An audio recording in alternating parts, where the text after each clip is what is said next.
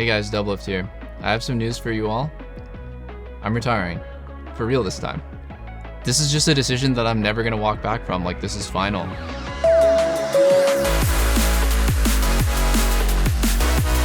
I hit this barrel or not?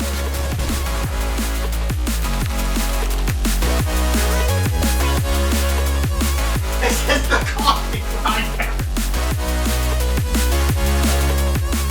I never rage. Just let me W to you, you morons! What the fuck?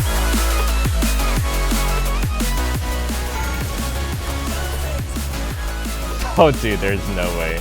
Oh my god!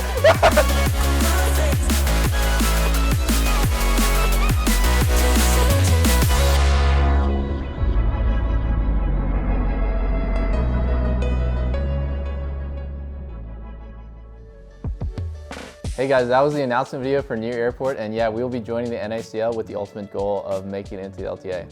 I think a few months ago, Ming, you messaged me and said, wouldn't it be funny if we played in the OQs? Yeah, I think I just saw the OQs. I was like, it'll be funny because we're all just chilling, kind of like retired. If we could just make a team. Yeah, and I think at the time, me and Eugene were hanging out a lot. So then I was like also playing with and against Eugene a lot, and I was like, oh, he might be down too, and he would be like the best mid for it. So it just like all came together really ragtag randomly. The speaker randomly messaged me and was like, oh, you know, let's make a team, we can do it. I was like, yeah, I mean, maybe we get Peter. I don't really think Peter would be down though. He seems like he's just chilling. And then Speaker was like, come on, we could be like LeBron and Bronny. And then I never responded. And then I was doing lunch with Peter one day, and then Peter was like, yeah, we should totally just do it. And I was like, yeah, you know what, like, okay. We were like talking about what players to get, and Peter was like, don't worry, I already talked to TF Blade, and he's like leaving his team to join our team. I was like, oh my god, things are moving fast, okay. You mentioned TF Blade. Talk about the decision to bring him on and what it's been like playing with him so far. Yeah, dude. Okay, so like I feel like Vincent should start. Yeah, Vincent, go ahead. I'm not gonna lie. TF Blade has raged at me quite a few times in solo queue. And when I saw his name as a candidate, I was like, I'm kind of scared, guys. But you know, he's actually been pretty chill in the team environment. I was surprised. So like, if you're hearing it from me, and then like, you know, he's like maybe a changed person. Actually, wait, no, he's not a changed person per se. I think he's just different in the team. Yeah.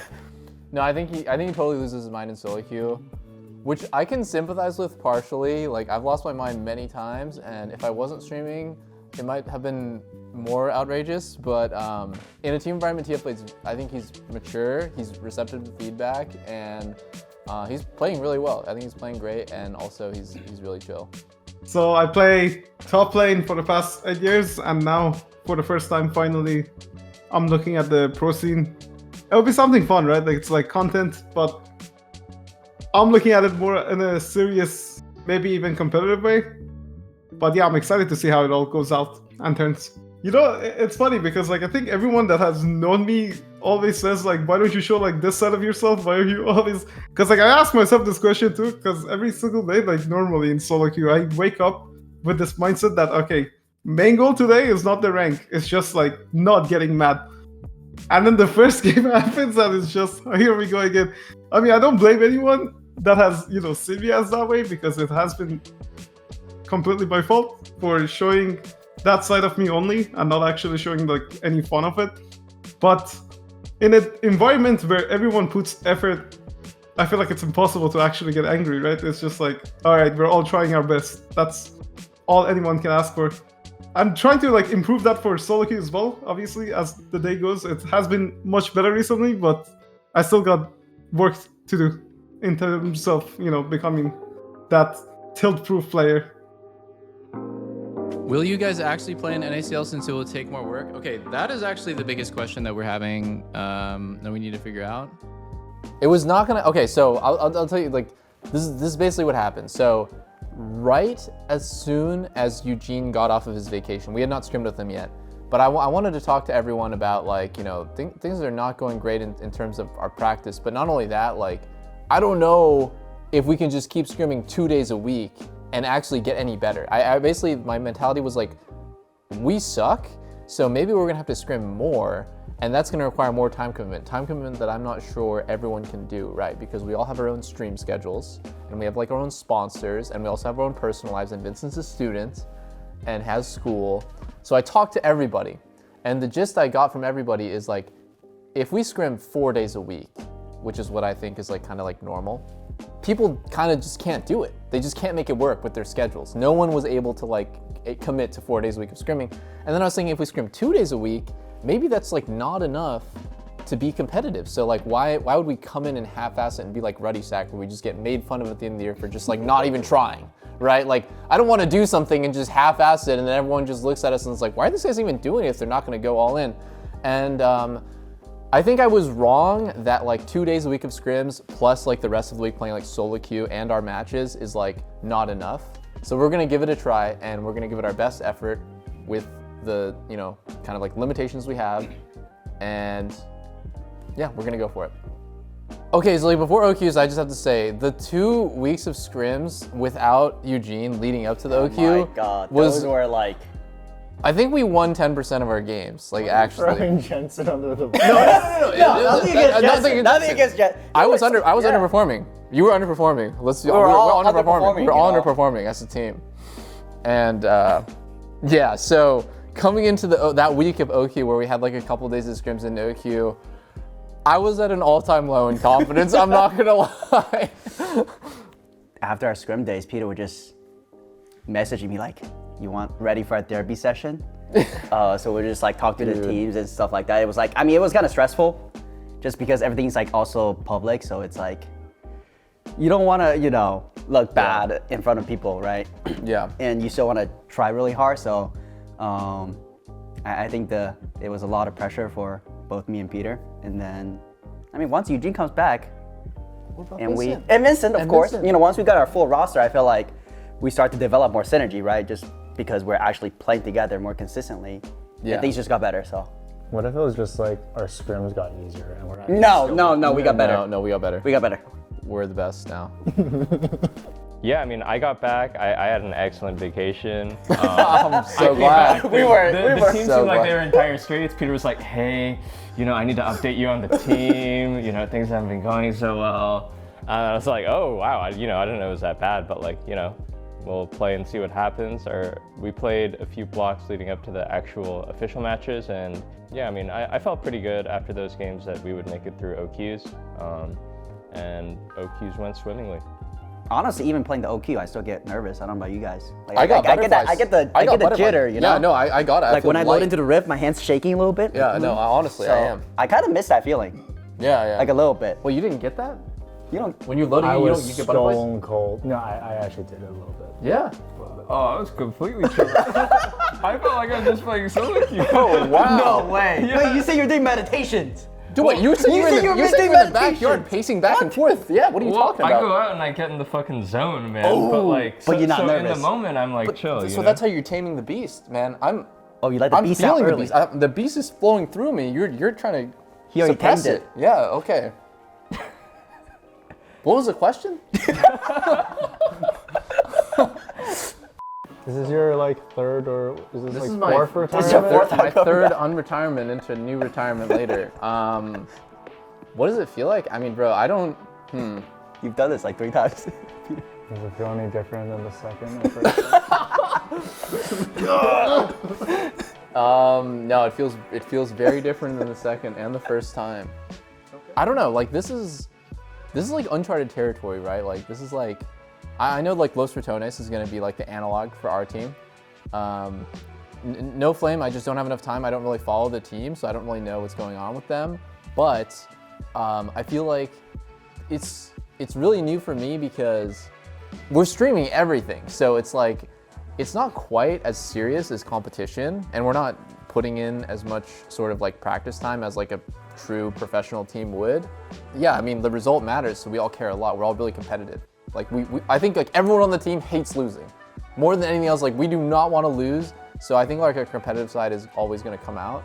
And yeah, like the ultimate goal is to win above everything else, above like having fun, above like making content or like doing anything like sort of like streaming related. I think the ultimate goal is definitely to win. He like totally didn't answer the question. What a good answer the question yourself, bitch. It's really fun to play again, actually. It's like fun to have something on the line again, you know, rather than grinding out solo queue day after day, which is fun in its own way, but not the same as a little bit more structured competition with the same teammates every time. It's fun to play with Peter again. I think Peter has changed a lot as a person, which is very heartwarming for me to see and witness as a teammate and a friend. Wow. Is that a good or bad I thing? think that's a compliment. I'm not taking it as a flame, but No, I mean, Peter is just so like positive and uplifting now. Like, low-key, I was traumatized because I had a horrible exit from competitive like my last year at LCS. So I was legit traumatized. Like, oh God, like I don't know if I should do this. I'm like getting really stressed out. I'm like not confident in myself. And Peter was like encouraging me, sending me messages, sending my girlfriend messages to like cheer me up and boost my confidence. So that was beautiful to me, honestly. A side of Peter I've never seen. Holy wow! I'm a bit of a changed man, guys. And yeah, you know, I'll just speak a little bit on everyone. Like Ming, I always played with a lot in solo queue. Low-key, I discovered Spica as a player. Like I remember when Spica was like 15 or 16. I duoed with you when I was like at my peak when I was on Immortals. Like What was your ID? Welter. Holy shit! Like, he doesn't know like, you. That was when we ran NA, and you know, you put me on. I would speak a little. I was like, you know, this kid might have something. So you know, that was my very first memory of Spica, and then he grew on to jungle for TSM, have a good career in LCS of his own. He literally made you who you are. And we run into each other solo queue all the time, and he's always doing well. So fun to play with Ming. Biofrost, also a player I never played with in my career, but now that I've gotten to know Vincent, you know, he's cool. He's like a very, very nice guy, which I didn't know about him. That's insulting in esports Does he know? When someone says he's a nice Nice guy. like, He said you're a nice guy. like it's not what he's not saying that. So I'm shit at the game?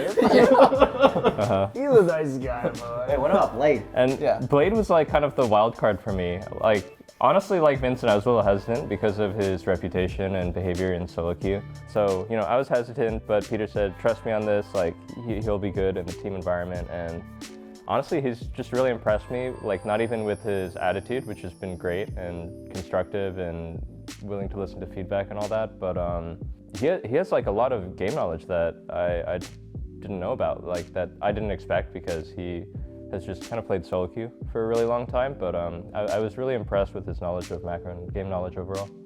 I mean, Spica is kind of just like one lining every game, but we got like a little bit of troll, you know, what's it called, comms with Double Lift and Spica, where he just takes his farm and then we just like troll for fun. But it's been fun, right? As long as we have that fun mentality in the game as well. It's not just super serious games. Obviously, in the actual games we play super serious, but it's good to see that there's also like fun inside the comms.